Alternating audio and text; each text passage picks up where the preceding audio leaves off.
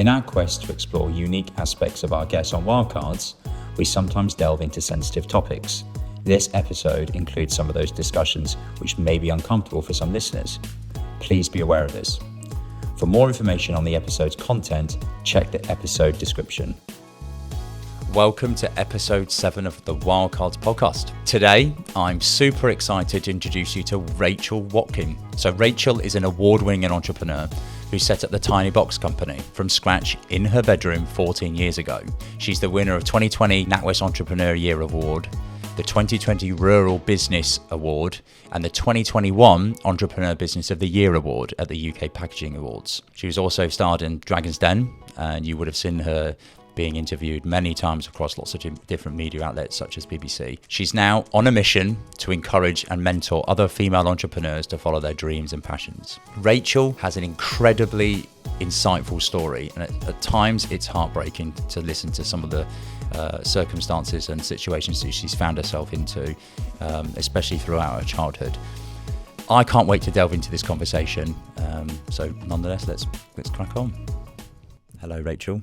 Lovely to meet you in person, finally. Hello, Alex. Thank you for having me. Well, just to kick off, I listened to you do a podcast here in this building, actually, with a good friend of mine, Sam Thomas, and you were talking about your journey, what you'd been through over, I think it was half an hour. So I think Sam was doing a 24-hour podcast marathon, and I was absolutely blown away. Not just you being on Dragon's Den and the company that you'd started, taking investment from those guys, that sort of not planning out how you thought it would be, but all of your upbringing and just what you went through as a child, and then all the things that you subsequently went through. And I remember just in that half an hour being completely blown away. And the person I was with at the time was just like, was not expecting that. But we all came away feeling actually enlightened, I think, which was the word I'd probably use. So yeah, I always like to start off these chats by just going back to the beginning, you know, where you grew up, how you sort of got going really in life. Let's go back to the start, because I think you've just got such an interesting upbringing that a lot of people probably wouldn't put two and two together. Well, firstly, thank you very much. That's very kind of you to say. So my background, I never used to talk about it until my husband pulled me up on it a few years ago, because I was embarrassed. I was embarrassed about where I came from, what had happened to me. And it was only when somebody kind of asked for some help and I said, well, thank you very much, and then walked away rather than helping them, that I've become a lot more open about it. So long story short, I was the result of an affair. My mother was married to a guy called Arthur James, but started having an affair with my real dad, Graham. I was born and I was very blonde, as I still am. The rest of the family was dark, so questions were raised straight away. My stepfather, Arthur James, realised very early on that I wasn't his. Their marriage completely broke down. Really? He then decided that he wanted to transition and become a woman.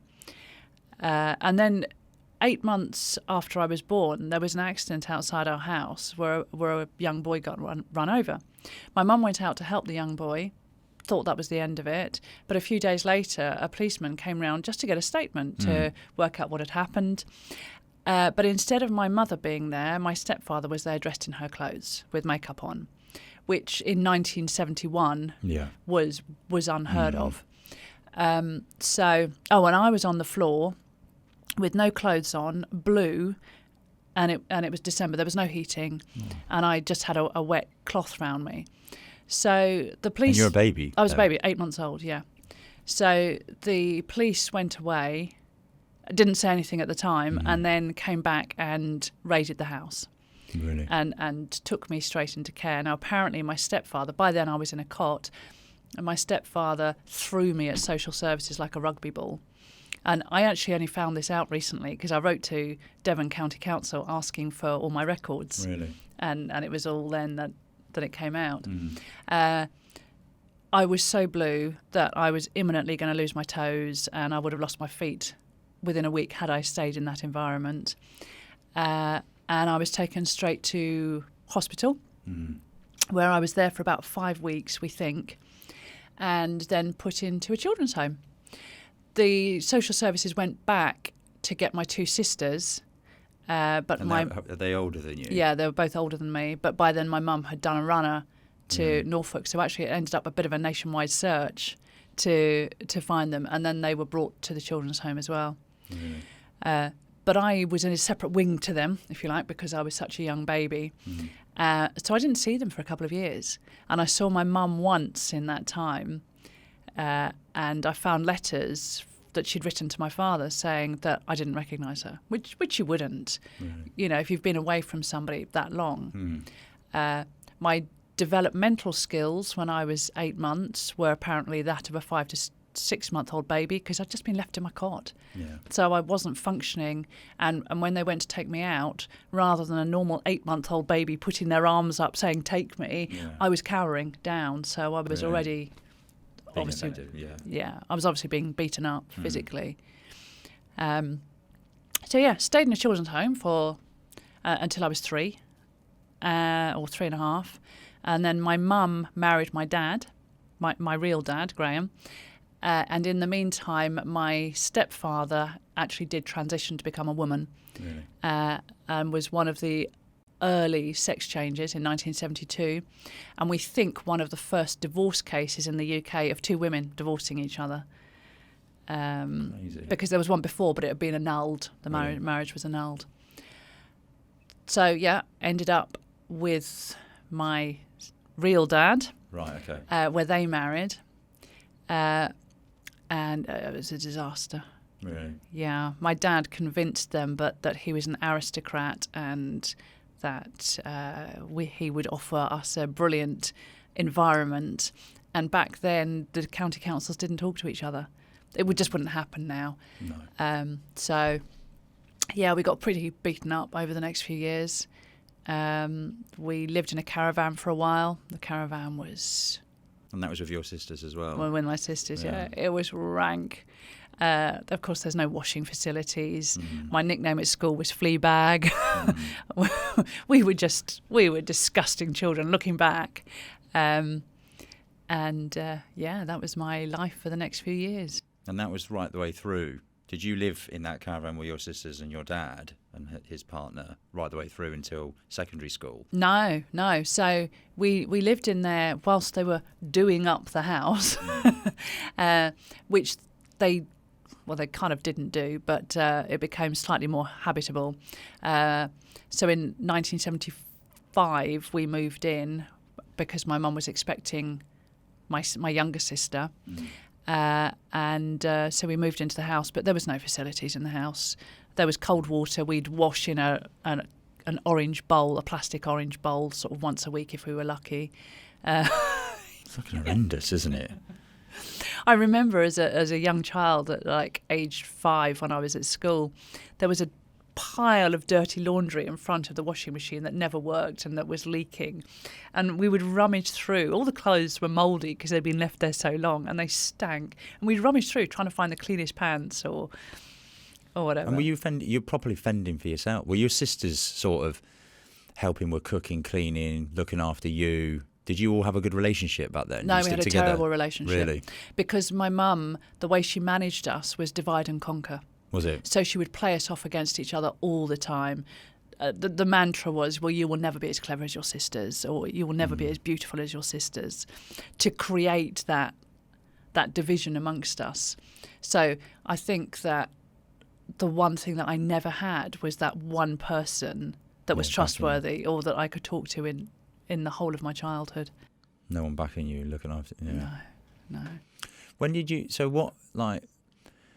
At what point did you know that at the time you were different, like in terms of the way you're being treated, like looking at other children at that point? Was it just like, that's just normal for me? So we lived in almost like a mini cult. It's the only way I can describe it, because both my parents were only children. There was no grandparents. Right. I still to this day, I've never met anyone that knew my mum before she was married to my dad. Really? So never met any of her family, any of her friends, no one. It's like she just appeared out of thin air. And she didn't like people. So when my dad had had a few friends before, she discouraged it. So all I had growing up was my dad, my stepdad, who was now a woman, who was introduced back to us as auntie, and my mum.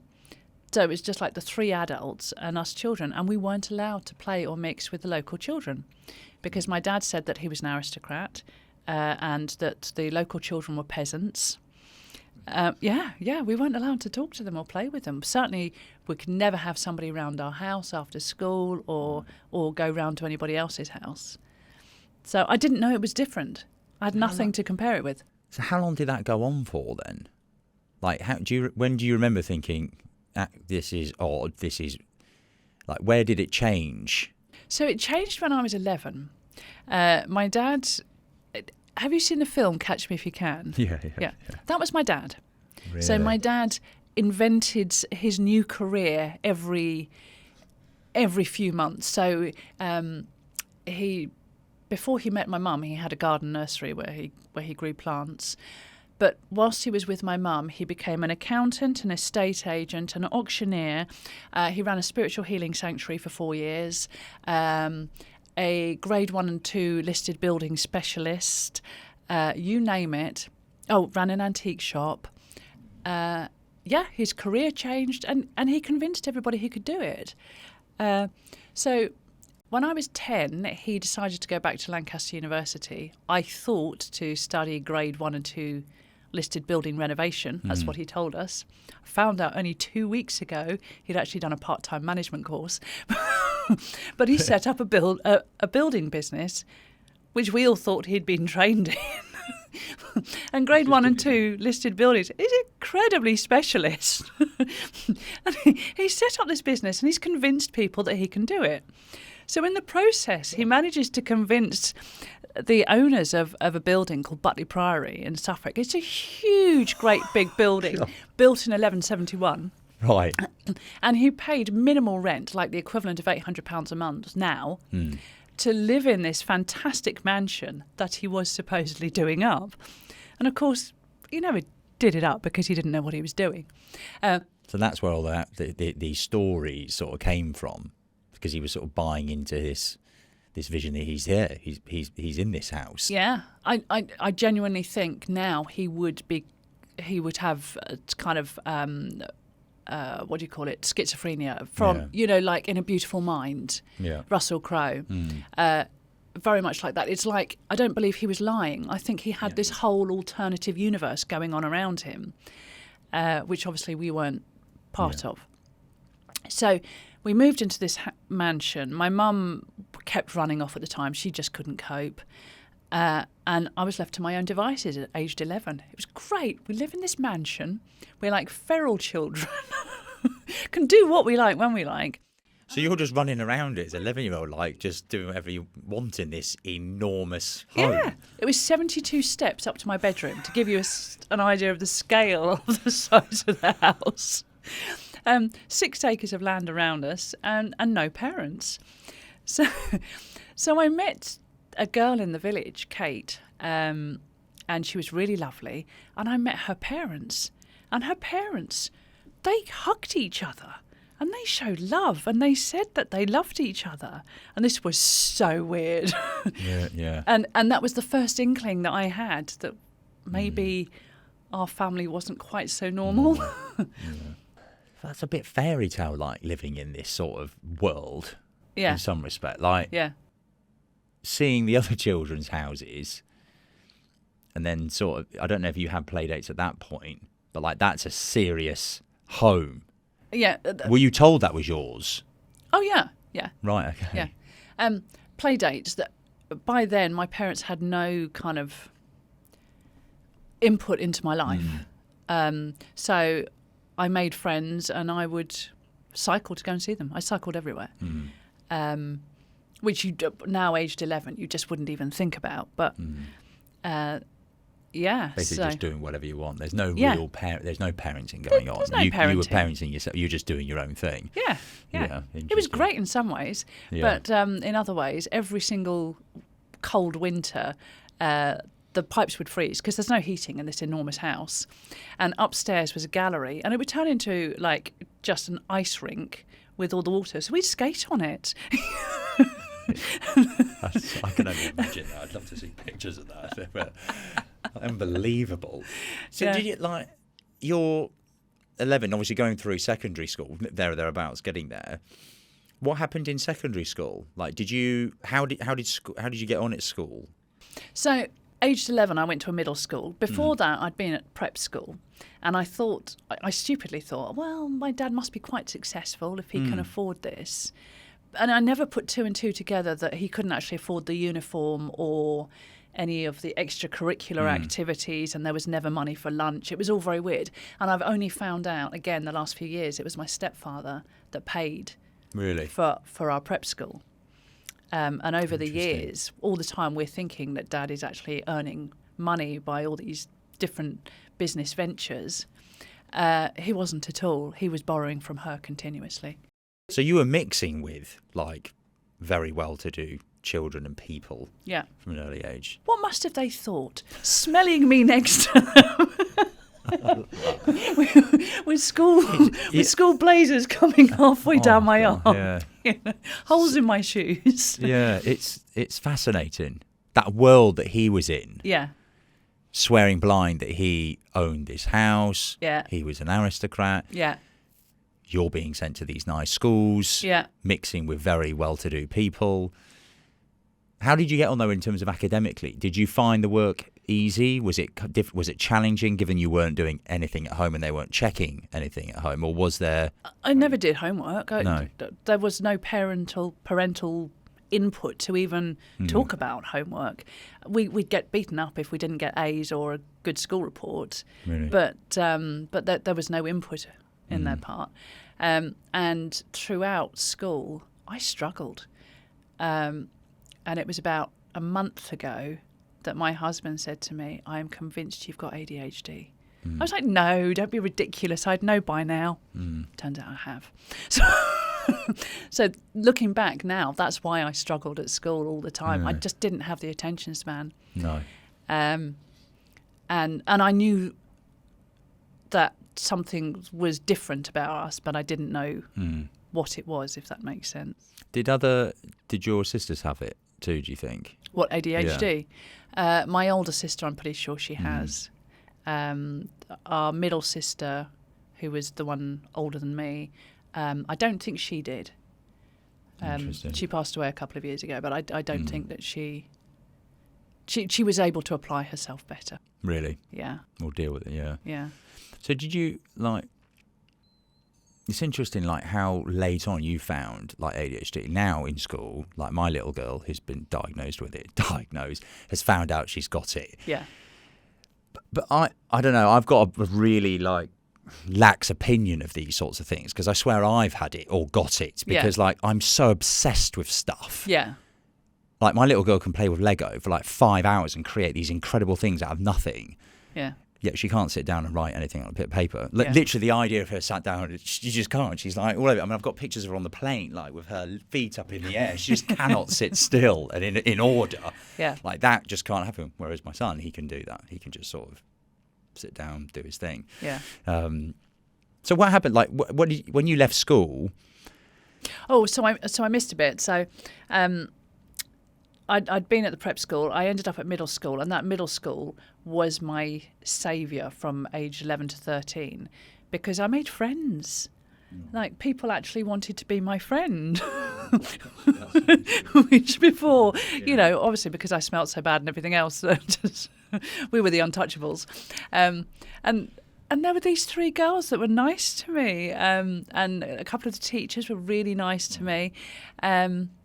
But I had to leave age 13 because it was only middle school, so age 11 to 13. And when I was 12, my mum was there one day, and I'd had a bit of a fight with her. I don't even know what it was about. But I'd gone off on my bike for the day. Bear in mind, I'm 12 years old, and I don't get home until about 11 o'clock that night. And I come in, and she hadn't noticed that I wasn't there. Yeah. So I said to her, I just want to go to boarding school. If you have that little compassion for me, which I'd sort of worked out by then wasn't normal, I don't want to be here. And she said to me, "Oh, go and tell your father what you've told me." So I went and said to my dad, "I don't want to be here." And he said, "Fine, we'll send you to boarding school." Really? So I went to boarding school for a year.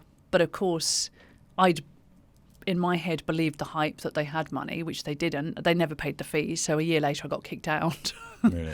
Yeah. And then it all came crumbling down when my dad went bankrupt. I went into another high school for 6 weeks while they were sort of sorting out, age 14, while they were sorting out what they were going to do and where they were going to live. And then they moved to Oxfordshire.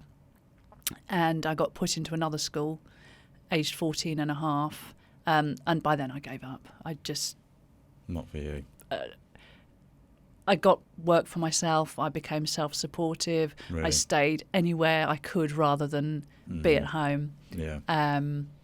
Yeah, sofa surfing. Did you leave from school 14. with... You actually left school at 14, did you? No, I was forced to, well, I say forced. I forced myself to go. Managed to get O-levels. Did you? Yeah. And then I had this, well, my parents basically told me that I should go and do A-levels, which I did, but I was the worst student. I'd lost the plot by then. By 18, I was dating a Hells Angel, got arrested by 20 for supply of drugs, intent to supply, possession. You know? If you're going to screw up, do it in style. Yeah, exactly. I like that. So like when you're just sort of bouncing around, dating, doing whatever you want to do as a young girl. I was partying every night. In hindsight, I was obviously just blocking out pain and not wanting to live a normal life, if that makes sense. So yeah, I drank heavily. I smoked. I was drinking by age 14. Me and my sister were going to the pub every night, and I looked older than I was, and we walked into the pub. I don't know, about 6 months after we'd been regulars every night, because just anything to get out of the house. And the landlady's standing behind the bar, and we'd go in and we'd like, 2 half a lager and limes, please, being ultra cool.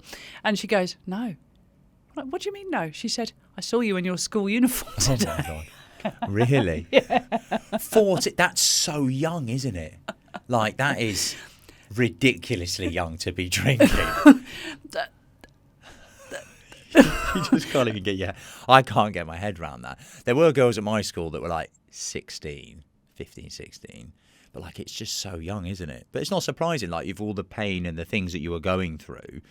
There was no parental guidance. No, nothing. My mum was obviously bipolar. She would like have a new brilliant idea.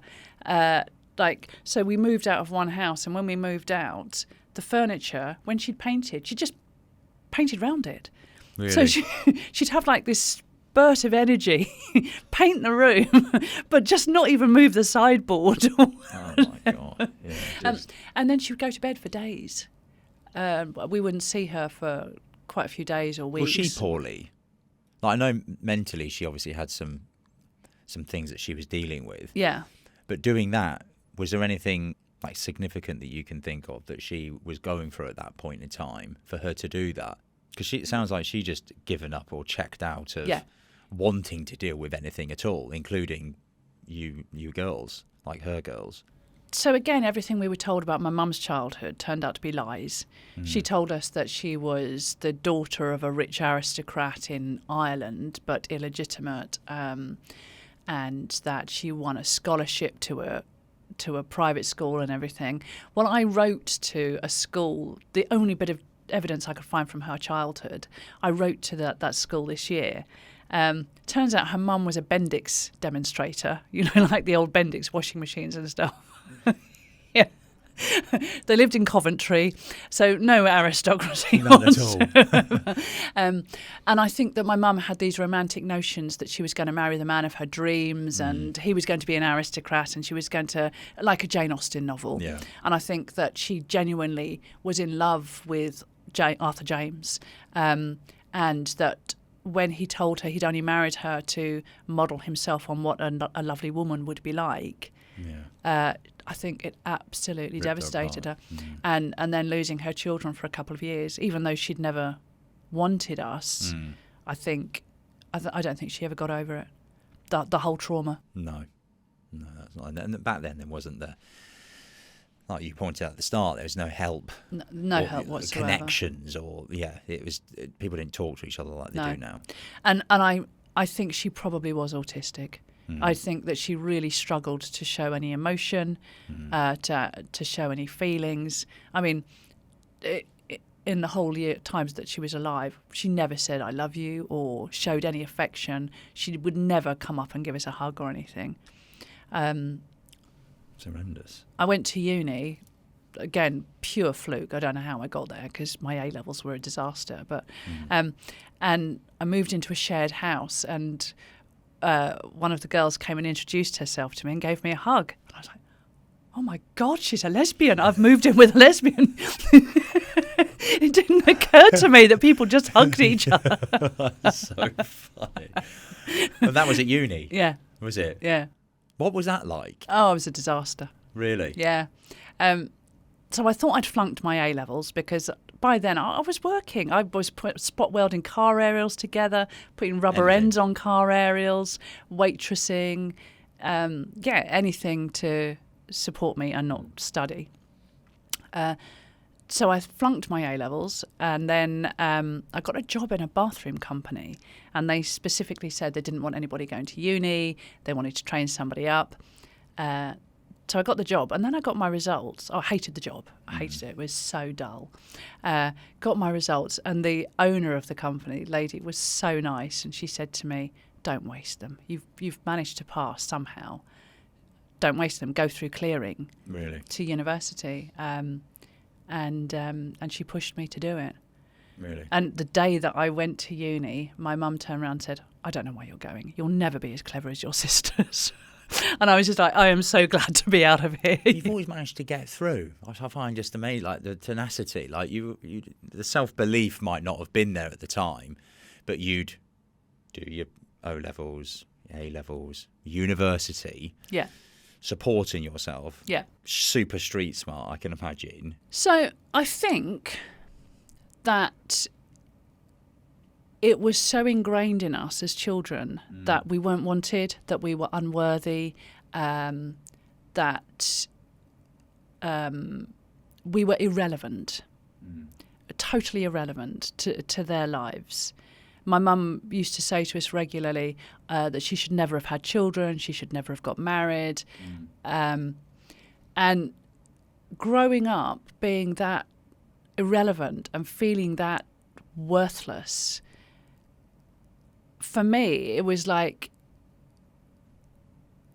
do you remember the Labi Siffre song? Something inside so strong. I know that I can make it when you're doing me wrong so wrong. It was like that. It was like I had a steel rod in me that you can tell me I'm worthless. You can tell me that I should never have been born. But if I'm given an opportunity to get out of here and get out of this situation, then I'm going to take it. It's incredible, isn't it? How some people, including yourself, can have all this damage and emotional trauma, but they use that to get to a good place. Yeah. And how other people can go through exactly the same or worse or slightly better. But that's the thing that always holds them back at all times. Yeah. There's always that victim mentality in a lot of people, just the way it is. Yeah. And other people, you see it time and time again in like just great sporting people. Like a lot of them have gone through horrible trauma to get them where they are. But they've used that as fuel. Quite often boxers, fighters, that sort of thing. They've come from, like Mike Tyson, I think, was like that. They've used that thing to get them to where they need to be. I just find it fascinating with you how you've had that resilience, because it continues. Like, you leave university and then, like, am I right? How did you get involved with the stuff in Sierra Leone? Like, because that's like, my friends went there. Did they? Yeah, but I'm like, how did you? Yeah, really safe, really nice place to go on holiday. So how did you find going? Like, so when you've because there's something I want to put on, like there's the compassion element to your life. You've gone through trauma. Yeah. But you've got this compassionate part of you that you want to go and give back and help. Yeah. So how did you go? How did you go from uni to then Sierra Leone, or put pieces in there? Oh, it's just your normal route, isn't it? Goes down to the Trailfinders and just look it up. Yeah. So I did business studies at uni, majoring in finance. It's purely because I found it easy. Of subjects, that was like the easiest one. And I ended up working for a software company selling big financial systems. Really? Yeah. And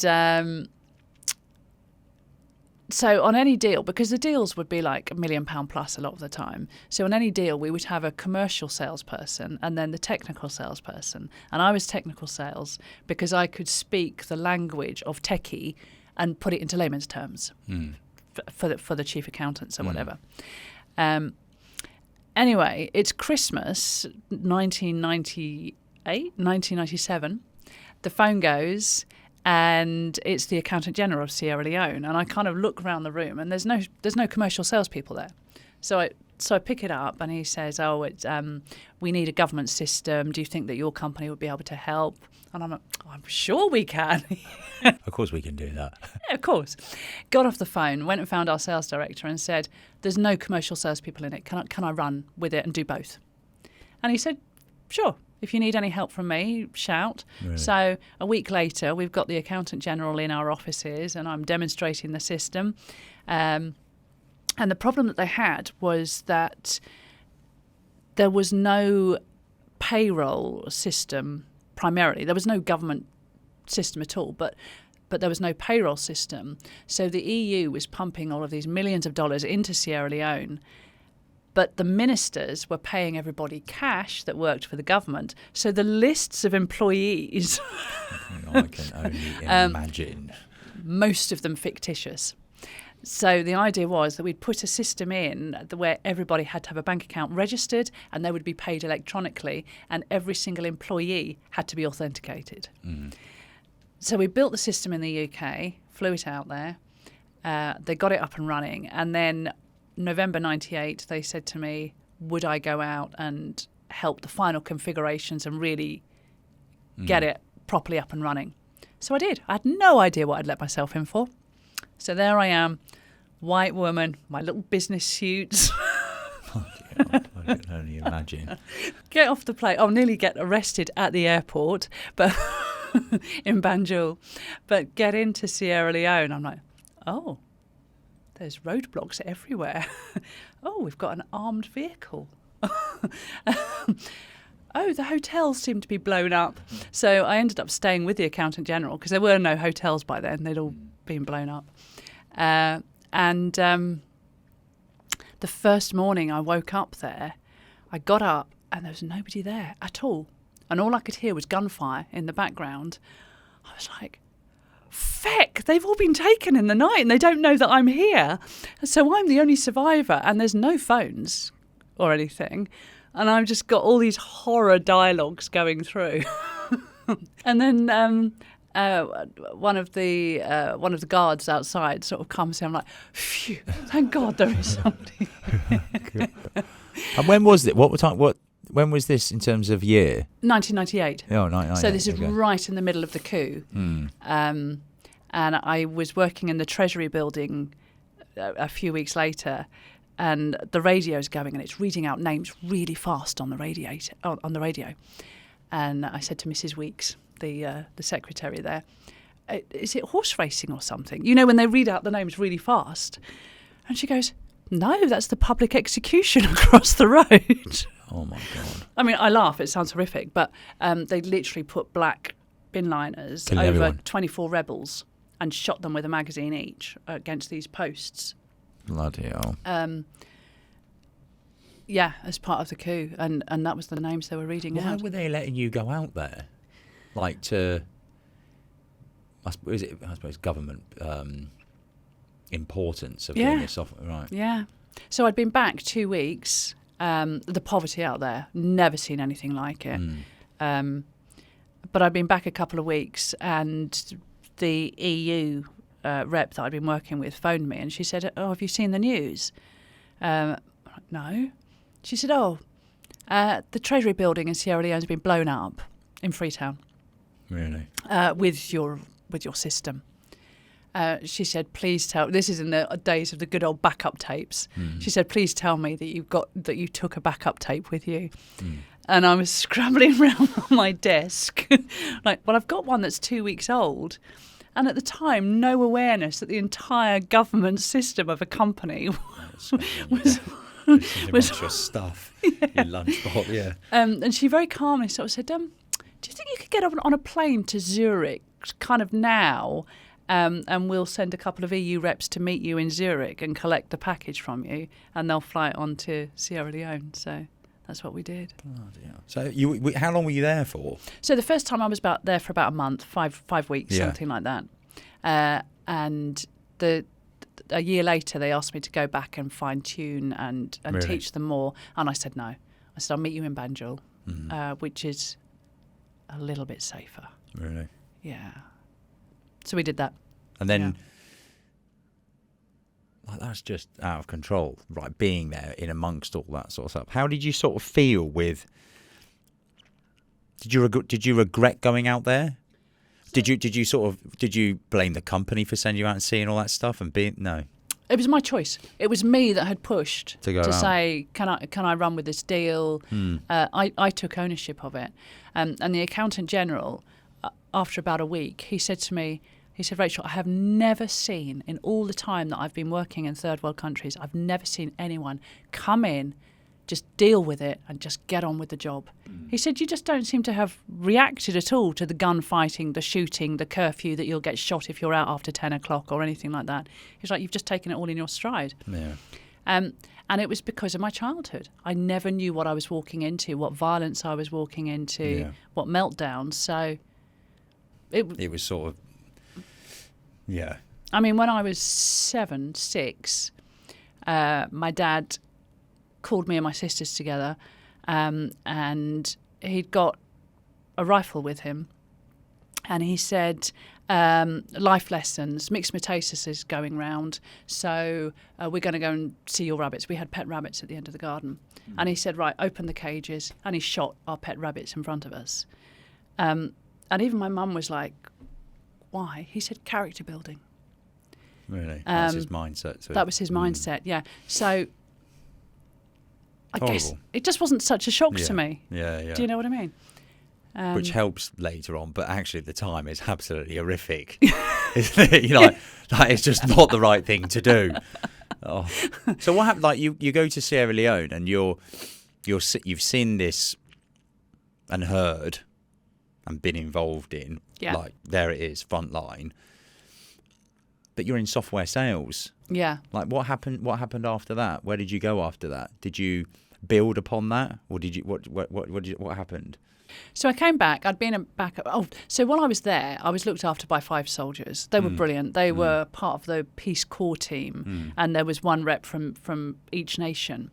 And while I was there, they said, "Rach, there's some things you really should see." And they took me to this warehouse building, and it was an empty warehouse. There's nothing in it apart from all the children that had limbs cut off by the rebels and become orphans.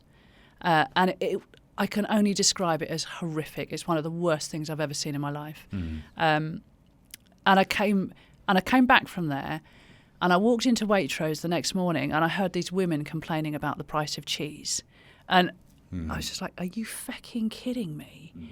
You have got no idea what poverty is." Yeah. And if that is the low light of your day. And so in my mind, I said, right, I'm just going to see what I can do to help people from the ground up. Because there's no point in donating money because it's just going to get siphoned off. So what can I do to make a small difference or a tiny difference to a few people or whatever scale that has a direct impact? So that was 97, 98.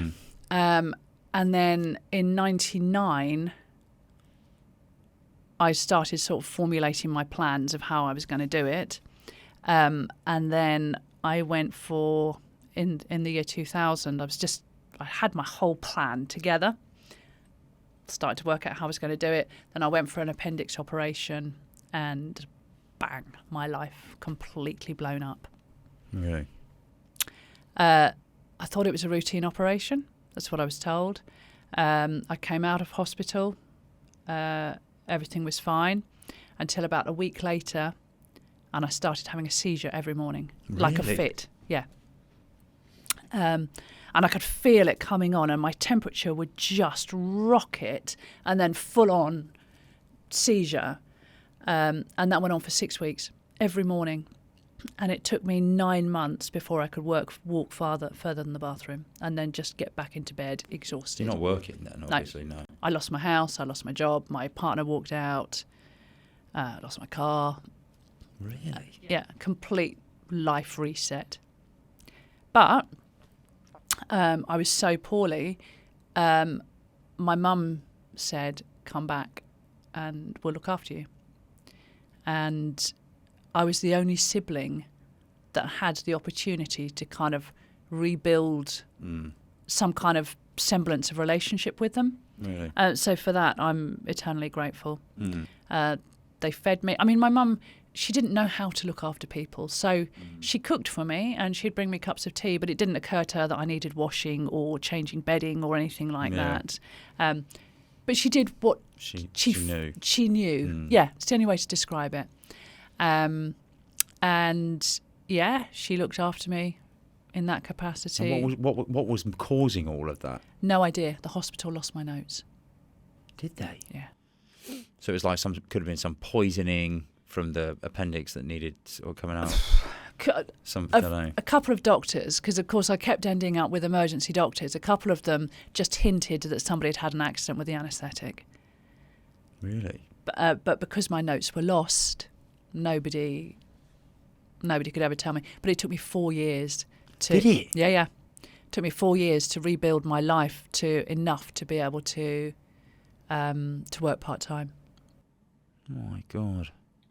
So you're like not strong, taking that like can't go out really, like walking. No, I couldn't really do anything. Bedbound sort of thing. Pretty much, yeah. Pretty much. Yeah. Dark times, really dark times. So this is around 2005. 2000 to 2004. Yeah. And I kept a diary of that time, and quite a few entries were like, I don't want to be here. I just want it to end, because as long as you've got hope, I remember you talking about this. this. You can get through. But because no one could tell me what was wrong with me, nobody could tell me if I was ever going to get better, or if this was now my life, bedridden, stuck at my parents' place in my early 30s. Yeah. I can't tell you how sick I felt. You know, when you've got the worst flu and you literally don't have the energy to get out of bed, brush your teeth or anything. It was like that, but every day for 4 years. It's absolutely flipping horrendous. They didn't even know what it is. Yeah. And did it did it just slowly get better? Did you find that the seizures just stopped ever so slightly, and then you could start to think straight? So it would go up and down. So after 9 months, I started to get a bit stronger, and I'd push myself as far as I could, and I'd start walking sort of to the end of the road and back, and then I'd relapse. And there didn't seem to be any pattern as to why I would Did you relapse. lose lots of weight? No. Just sort of No, stayed? I've always stayed pretty much the same. Maybe a bit, and then I'd put a bit back on, but it wouldn't fluctuate a lot. No. But I lost all my strength. Yeah. Both mental and physical. And it was in 2004 that I went to see a homeopath, because I just by that point it's like try anything. Yeah. And it's just one of those serendipitous moments. The homeopath I saw was actually a registered GP as well, and she said to me, "You don't need homeopathy. You need proper medical care." What's your surgery doing about it? I was like, Nothing. They've told me to see a psychologist. Really? Yeah. So she wrote to them and said that I needed proper care because they'd put me in the ME bucket or Really? chronic fatigue syndrome bucket. And she wrote to them saying that there was a programme at King's College Hospital for patients like me where they just didn't know what was wrong. But they knew certain techniques that could help you rebuild your strength.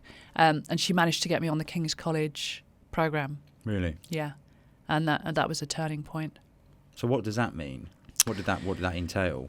So what it entails, there's so much misinformation and information that's not understood. But my interpretation, this is only mine, I'm not a doctor, what I felt was going on was that my immune system was attacking my own body hard.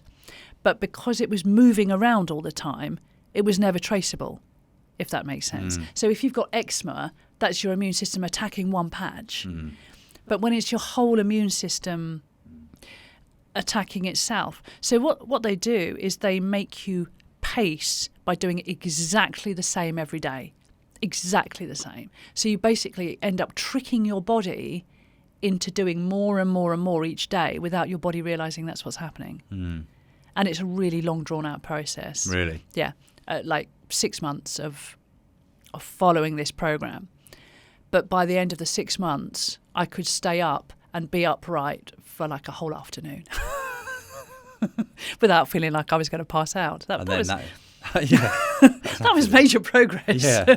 And did that just slowly you just started to feel like a normal 30-year-old? I've never felt normal since. Really? I can feel it all the time. I'm still battling with it all the time. But I've learnt to manage it really well.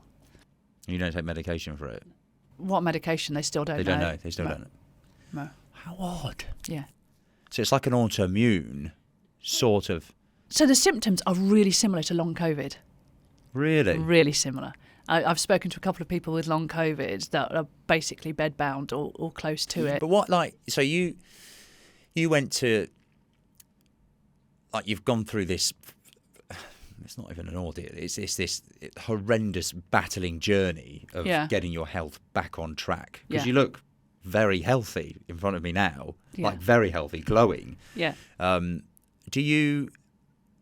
did you, so there's a lot, like, when you've battled through this sort of unknown disease infection.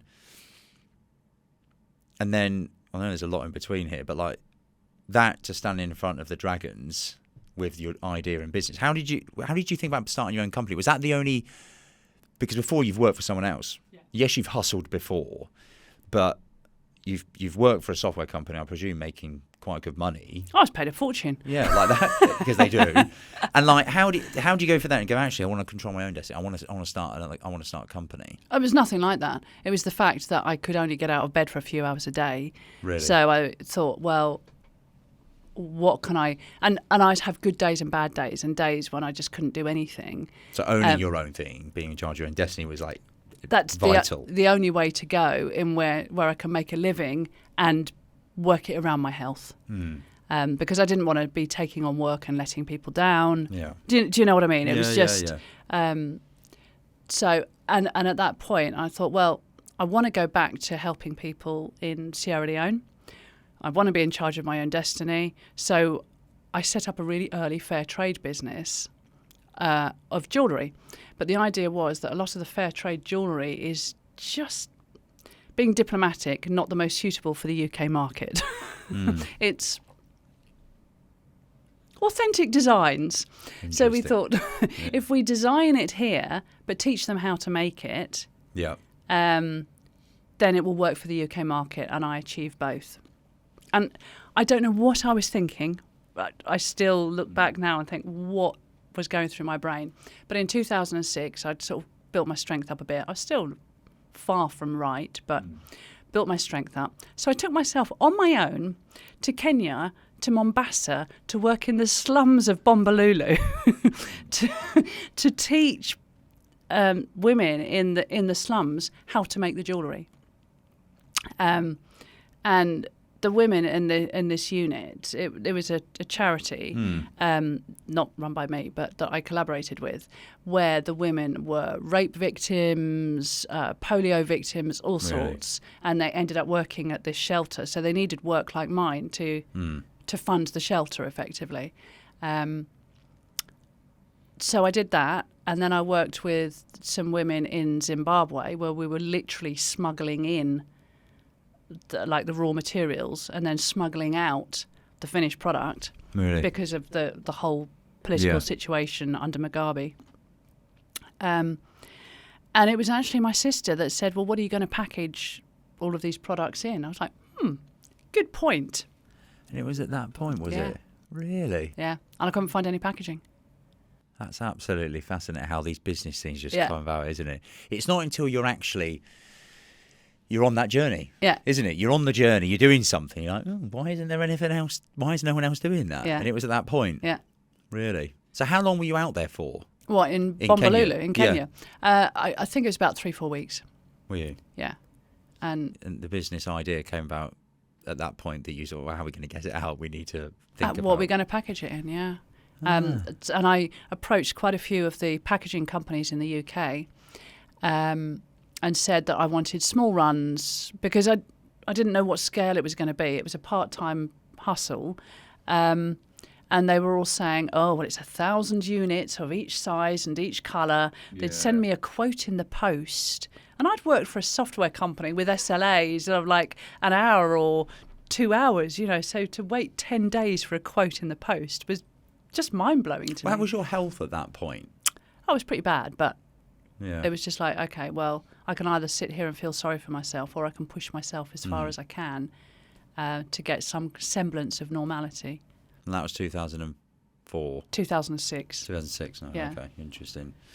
And I was at the NEC in Birmingham, where I'd been to yet another packaging exhibition, trying to find a solution that I ended up just sliding down the wall in the exhibition, very professional, going, fine, I'll do it myself.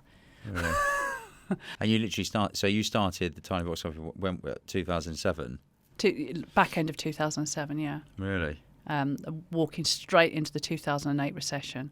I started trading in November 2007. I know, I love this sort of part of the story where you talk about like the fire, the thing that went on. But there's a lot of there, but it's just...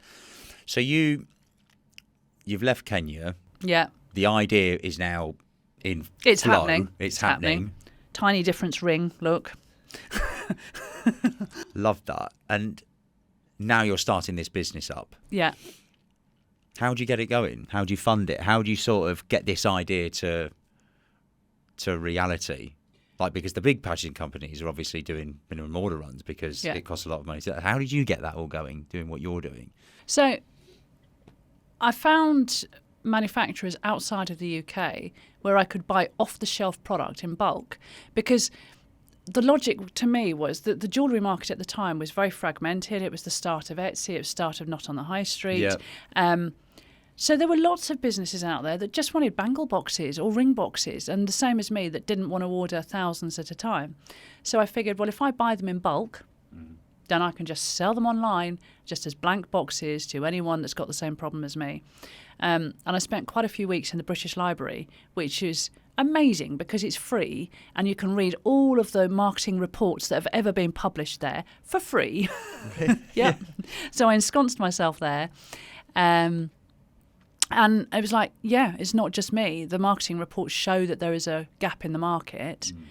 And when I'd lost my house, I'd had to sell it because I was so ill and I couldn't pay the mortgage.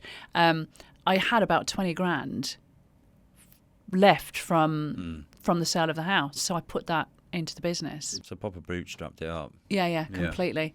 And then this guy that I knew, who was quite a famous DJ at the time, Robin Banks, he'd hijacked a radio station one night, which didn't end well, in a drunken and drugged haze. So ended up in rehab. Came out of rehab and he was like, Rach, I just want a normal job. Can I come and work with you? If anyone ever says that, the answer is no. just no. But he came to work with me and realised very early on that he was so used to being famous, going into a normal office and working it wasn't 9 to 5, but you get the idea. He didn't know what to do with himself. But he didn't want to let me down because I'd helped him out in a difficult time in his life. So he applied to Dragon's Den thinking that... He just did that? He just did that? Yeah, he didn't tell me.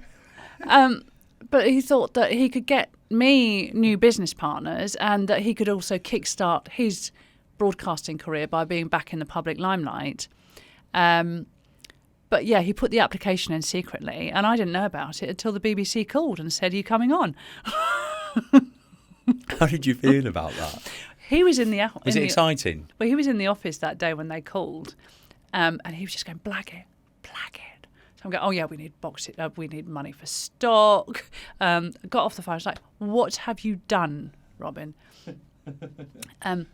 But we'd only been trading for about 5 months. Oh, so it's proper early doors. It was really early doors. And we had nothing that the investors look for. We had no trading history. There was nothing patentable. I had no industry knowledge because my background was software. So we had nothing going for us at all. And the only reason I agreed to do it was because I thought it gives us a really small free marketing opportunity. I never thought they'd get a yes. Yeah. I mean, why would anybody invest? You know? But so how did... Yeah, talk me through the pitch. I'd love to sort of hear about that. Like when you went and did it, because I know it didn't pan out the way you thought it would do, but you go on there, you present, you kill it. At the time, it was being filmed at Pinewood Studios. Yeah. We get there first thing in the morning, you go straight into hair and makeup, and then you're put in a green room, and you're not allowed to leave the green room because they don't want you bumping into the dragons or anything in the toilets or anything like that.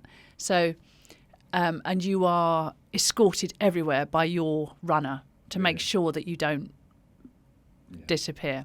And we sat there all day, and it got to 6 o'clock, and they said, "We've overrun, we're going to have to send you home, come back next week." And we're like, oh my God, you know, the hype and everything of being there. So about 10 days later, we're back there. First thing in the morning, go into hair and makeup. And it was the hottest day of the year. And that green room was so hot. So within half an hour, all the makeup had run off my face. They straightened my hair and given me a really bad hairstyle. And it just got bigger and bigger and bigger with all the frizz. And it was just horrific. So I was more worried about that. Forget the pitch. I was like, look at the state of me. And I got no makeup to fix it, no hairbrush, nothing on me. And again, we didn't get called until really late in the day. It was like 4 or 5 o'clock. And you're in there for 2 hours plus. Pitching for that long? Yeah. So, of course, they cut it down to 10 minutes in the clips, but you're actually in there, or we were in there for about 2.5 hours. Grilling on everything. Yeah. And that's the first time you've ever, like, that's... Your normal work is not presenting like that, is it? So how did you find how did it just come quite natural to you doing that? So my only saving grace was because when I was selling software systems, I would often have to present to quite large audiences. Now, it was very different presenting because it was software or accounting solutions, but it was the same principles. So I'm there with Robin, and Robin beforehand had been telling me it's really important to stay calm. People will hear the nerves in your voice. You've just got to keep really calm. I'm a professional broadcaster, so I'll be fine. We get in there, and you actually see the cameras panning to Robin, and he's going, and you just see a clip of me funny. Looking round, going, just thinking, what's up with you? Oh, no. But you kept your cool. Yeah. Good. I kind of knew it was a game. It's a game. And because of who they are, it's about maintaining humility, let them think that they have the power and play the game.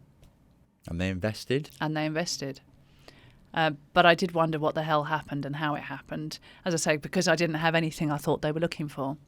I think they felt sorry for me, if I'm honest. Do you think that? Yeah. Interesting. So how much did you ask for? We asked for 53,000, And I think we asked for 25%, and we ended up getting 60,000 for 40%. Really? But Robin left that day. Did he really? Yeah, it was amicable, but Yeah.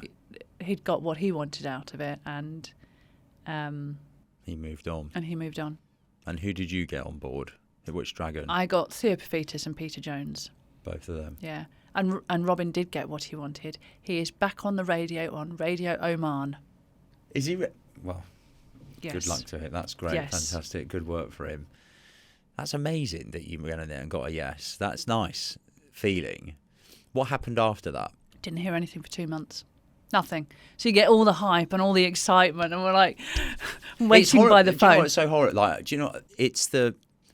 That's the horrible thing, I think, with these things, is that you've gone on there, you've asked for, I know it's a lot of money, but it's actually not a lot of money to do. Like when you're building a company and you're trying to do all these things and hire people, that money can go like that instant. And I look at, we bootstrapped Tillo, me and my best man business partner. We put a lot of our own previous success money into this business. And we went to an investor, Passion Capital, and we got £400,000 for 15% of the business in 2 weeks. And it was Brilliant. just like, done, instant. I'd been told about this real hardship. We did investigate a Series A later on down that, which we didn't get it. We didn't do it. We ended up, it's quite a blessing in disguise. But lots of my friends and things had gone and started different companies, and you hear this turmoil. You're not the first person I've spoken to that's had that troublesome in terms of the length of time with Dragon's Den. There's been other people that I've sort of known that have gone on there, and it's just not panned out. There's all these terms you have to sign up to. It's not plain and simple. It's actually very different in real life. So what happened? So you waited 2.5 months, didn't hear a thing. How did it all close off and come to fruition? So wildcard question. Go on. What has been your biggest screw up in life? My biggest. Yeah. My biggest screw up. If you could rewind the clocks Yeah. and unscrew. Yeah. Yeah. So I think there's a couple of things, but the one thing. So one is school. I'm not proud of like how I didn't do. I didn't do anything at school in terms of there's no output at the end of it. But the single biggest fuck up would be going. I went bankrupt personally when I was 22, and there was no way out. But if I could unwind that did cause a lot of issues. Mm-hmm. Like I was banking through my wife, now girlfriend, then. It just made my life so flipping hard. There wasn't a way out, and I was on the dole at the time. But like, if I could just erase that, I mean, I learned so much from it. Obviously, you do from these hardships. Like you have consistently shown how these hard things, these horrible things, actually, some of them are good things. Falling over and hurting and bashing your knees up, and you have to pick yourself back up again, and you learn how to do it again. That's part of it.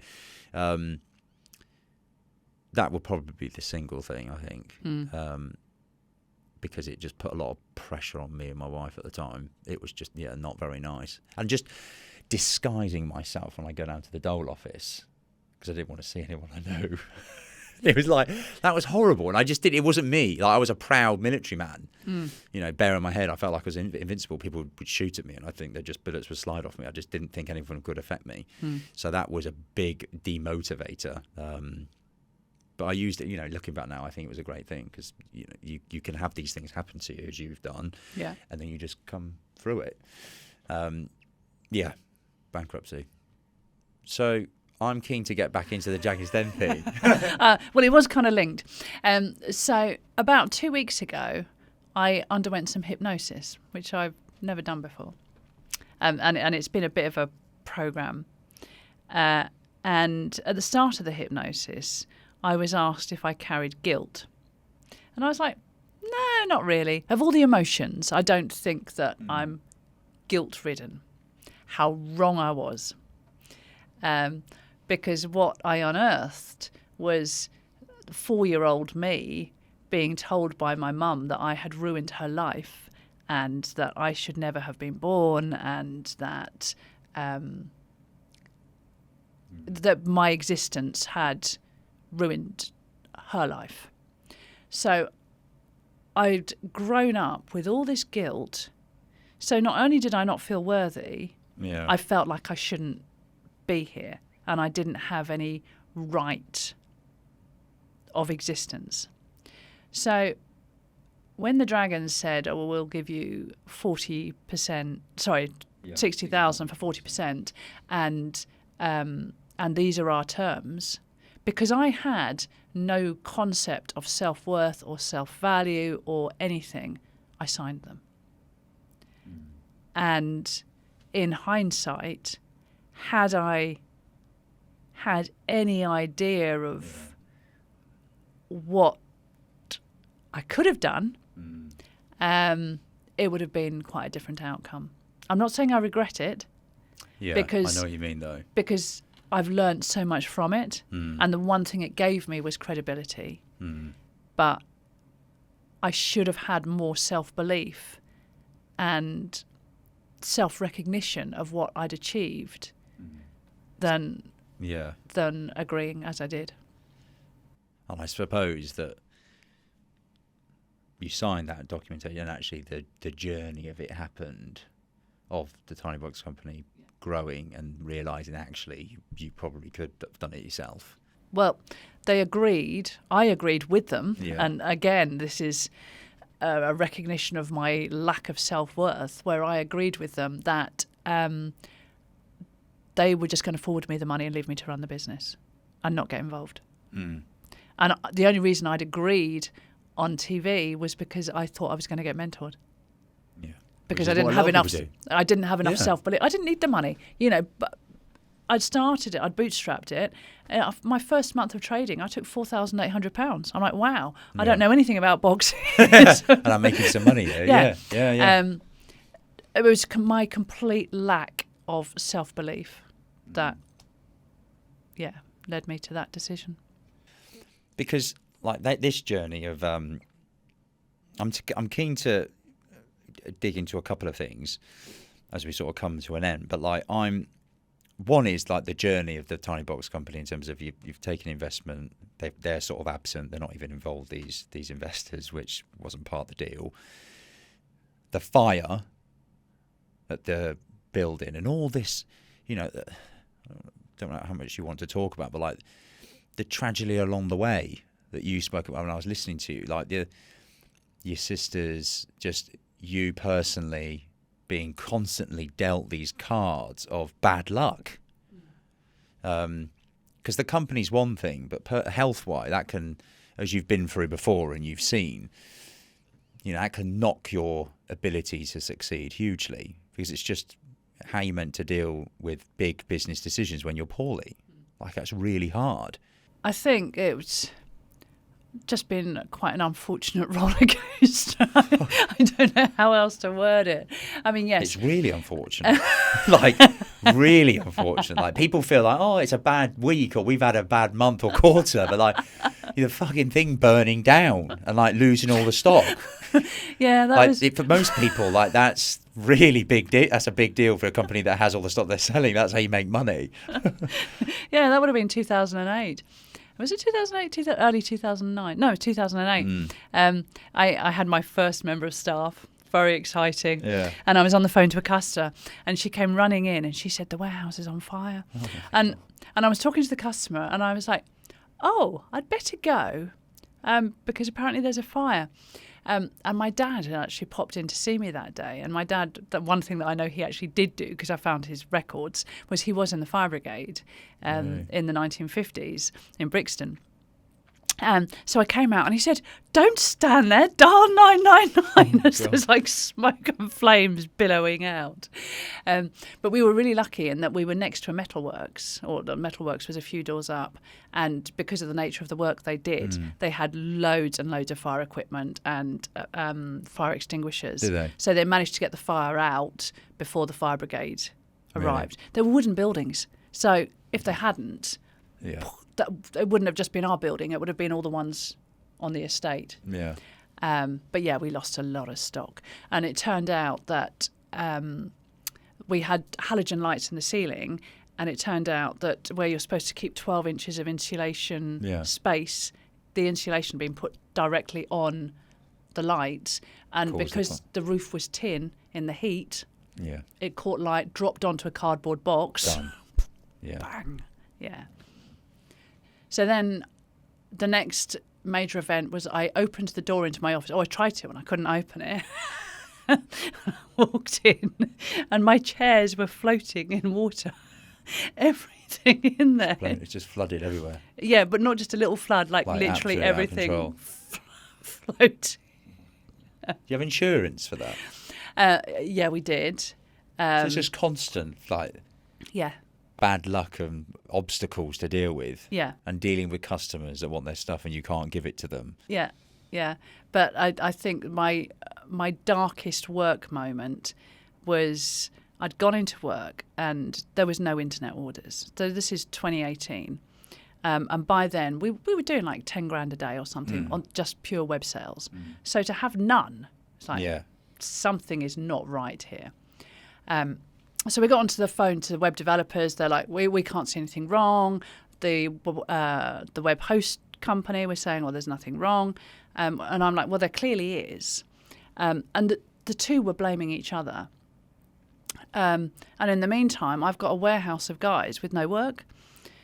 And so I did what every respectable business owner does. I sat there and cried. Oh, God. Didn't know what to do. That's so horrible. Oh. And then my husband came in and he's like, well, there's no good crying about it. That's not going to fix anything. Yeah. And actually, I did phone Theo's head of ecom and said, I am in a real hole here. And it turned out, I didn't even know it was a thing, but these data warehouses around the world, and quite a few of them in China, where all they do is send multiple crawl bots into your website at exactly the same time to grind your website down to a halt so that another bot can then go in and steal all the data, all the sensitive information. And that's what had happened. Really? Now, luckily, we hadn't lost any data. And we then put an extra layer over our website so that it can't happen. But I did think that was the end of my business. Really? Yeah. And it's just grown. Yeah. Business has grown and grown. Yeah. But you personally have had hiccups along the way. So I've had 5 major surgery operations in the last 6 years. Yeah, just one after the other. So I had my first operation for breast cancer in 2016. Then in 2017, I found a tumour on my thyroid. Really? It wasn't cancerous, but your thyroid, it was on a parathyroid, which you have round your thyroid. Yeah. And your parathyroids control all of the chemicals like vitamin D and calcium in your body. Really? And I suddenly found I couldn't walk properly. It was like my legs were jelly, my arms were jelly. And my dad was dying at the time. So I thought, well, maybe it's just anxiety. Yeah. But it wasn't. It was my calcium levels. And it was literally like you're walking on like a blow-up castle or something all the time, you know. So, yeah, I had to have the tumour removed in my neck. Then I got lung cancer. Then I needed a hysterectomy because I had fibroids growing that were, in technical terms, blocking the wee pipes from my kidneys.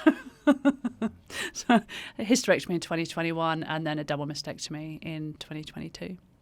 And you're dealing with a business at this moment in time as well. Yeah, 100 staff, 10 million turnover, sort of trying to keep everyone on track and deal with all that. And deal with that, yeah.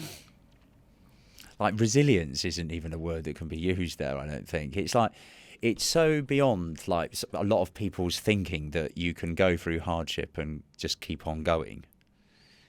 It's beyond me. Like admiration to you. Like it's not. I can't even come close to speaking about like how inspiring it is to listen to someone that deals with not just a little bit of cancer. It's like multiple cases of these things, and being able to just, as you did at the start when we weren't on air, but like just goes over your head.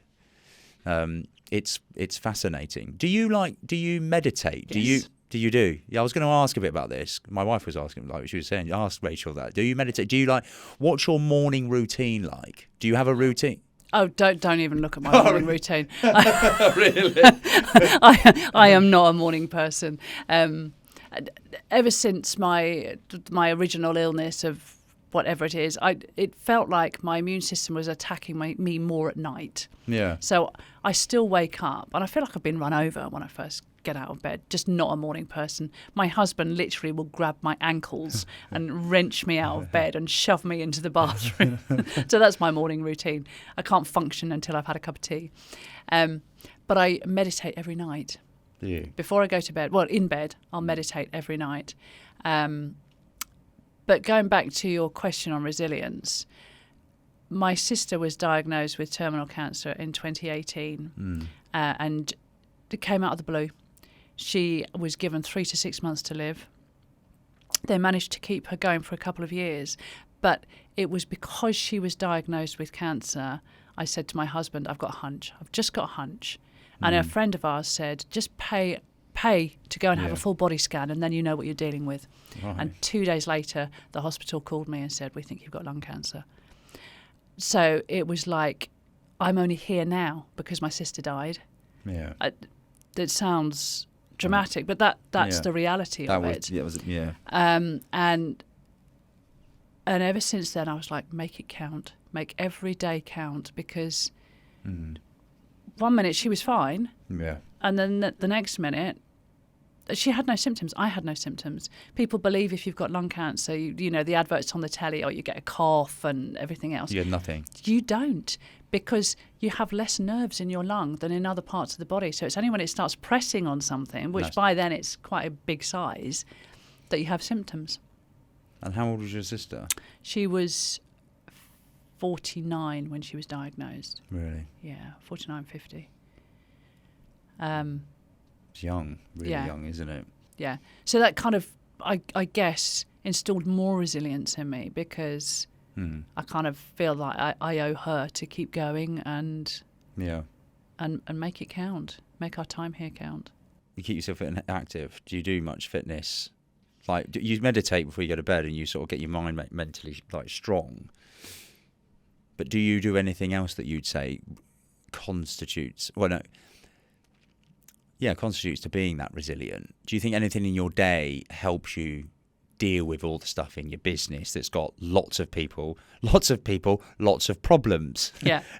Political, there's stuff there all the time. Obviously, our business is a very similar side, actually, in terms of people. Like, how do you, I'm keen to look at, like, how do you just deal with it all? So when I went for, when I found out I'd got breast cancer in October last year, I got sent to a special assessment nurse, and they talk through all of your previous illnesses and stuff, and see whether you're fit for surgery. Yeah, basically. So I rock up, and she's going through my medical history. So she said, "Oh, well, I can see that you had a hysterectomy a short while ago, and you had lung cancer operation before that, and that, and that." And then at the end of it, she said, "I'm not going to lie." She said, "I read your medical records before you came in, and I was expecting an overweight person, like huffing and puffing and looking really not very well. And this sprightly, slim thing walks in." She said, "You've blown my mind. How is this possible with your medical record?" And in answer to your question, I try and exercise every day of some form. So I run, more like a crawl, but I run. I play badminton. I do weights at home. I try and do something every day, because it's a great stress reliever, and it helps keep the cortisol levels down and everything else. It's great for people to hear that, I think, because there is something there, isn't there? Yeah. There's something there to be able to keep that mental strength, and yours is meditation, and it's obviously keeping fit and healthy by doing weights and whatever you can, running and stuff. But I'm a great believer in visualization as well. Really? Yeah. People are going to think I'm a complete Fruit Loop now. I can handle it. But in my visualization, and I hope it's working, I drink an anti-cancer drink each night. And what does that contain? What's in it? Well, I've got no idea. It's visualization. It's mental. Really? Yeah. Oh, right. Okay. Sorry. Oh, okay. Interesting. So, little blue bottle. So you're visualising I'm visualising this little blue bottle every night. Every night. Yeah.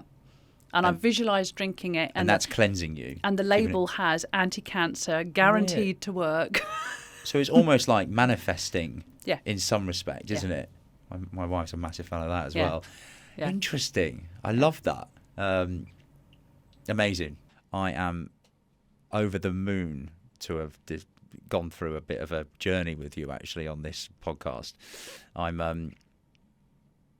I take little tidbits out of all these discussions that we've had with people over the past, but yours is most definitely one that makes me feel really lucky to be here actually, because I do a lot of visualization. I do a lot of diary writing. I think it comes from going through something in your life, trauma or whatever, and I think everyone can agree that the stuff that you've been is just not fair.